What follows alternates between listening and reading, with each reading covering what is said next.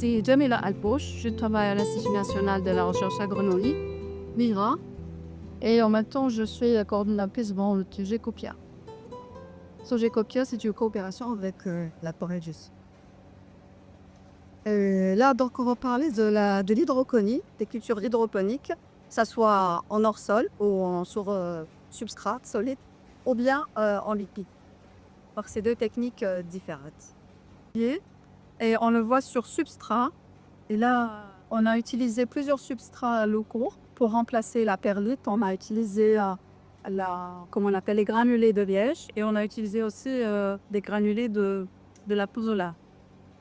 Et on a aussi essayé de pallier à l'importation de la fibre de copeaux. On a utilisé les déchets broyés du palmier dati. Voilà, c'est pour remplacer un peu les produits qui sont importés.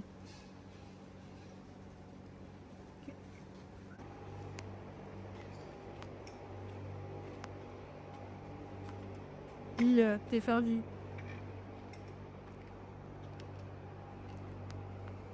La pouzzolane, les granulés de lait et le broyat des déchets des canettes.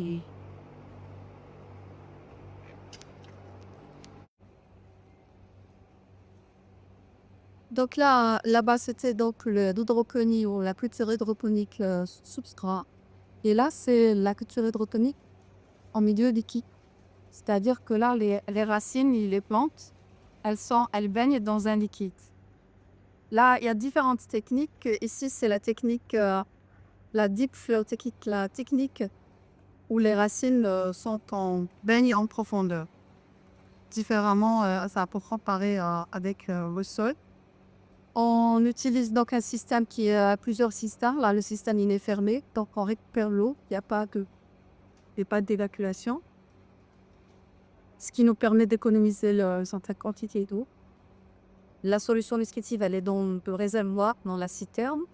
Et il y a un système de pompage avec une minuterie qui permet à l'eau de s'oxygéner. Donc, il y a l'homospiration, ce qui permet aussi, qui permet de laisser les racines, de permettre aux racines de respirer et d'être saines. Voilà, c'est important pour l'eau, que l'eau soit fraîche et oxygène. Ça laisse les racines en bonne santé et ce qui permet une bonne croissance et développement. Là, c'est l'exemple des épinards. Pour ce qui est de l'hydroponie au milieu liquide, on favorise beaucoup plus les légumes verts, comme la laitue, quand il nous reste, etc. Parce que le porc, il est petit, le système racinaire, il est facile, il peut se dépoter facilement. On n'a pas, comme pour la tomate, on n'a pas besoin de faire des tutors. Et donc, juste après le semis, juste après le semis, on prend le plant à partir de, ça dépend, que ce soit en hiver ou au printemps ou en été, la croissance, elle est différente. Donc, au bout de 12 jours, à peu près 2 semaines, on prend les petites plantules qui ont 3 ou 4 feuilles et on prend un cube d'éponge. On insère la plante et on met la plante dans l'eau. Cette feuille-là de poids qui on les appelle des flotteurs. Et ça permet donc de maintenir les racines dans l'eau et la partie aérienne à l'extérieur. Voilà, donc c'est un système qui est très avantageux, qui permet d'économiser de l'eau. Quand c'est euh, c'est des, c'est des systèmes qu'on peut contrôler, donc enlever les mauvaises parties. Premièrement, on peut voir aussi l'état des plantes. En général, on utilise. Jusqu'à présent, on n'a pas beaucoup vraiment utilisé pas du tout utiliser les pesticides. Donc, ça permet un peu de d'économiser aussi sur les pesticides parce que le plant, il est là, il est sain et je peux l'utiliser directement. Je peux le récolter directement. Il y a les racines qui ne sont pas en contact avec le sol. Et donc là, il n'y a pas les maladies qui proviennent du sol et les maladies telluriques. Donc on fait aussi des économies sur l'utilisation des pesticides.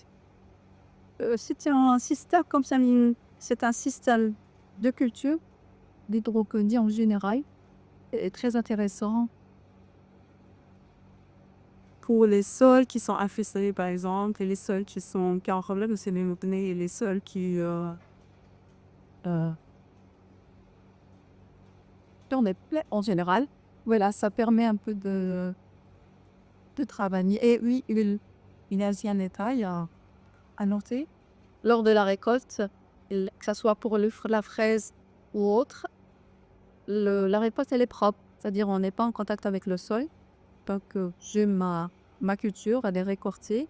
Et, et je n'ai pas la difficulté là de travailler dans le sol et d'avoir les problèmes du boom, etc.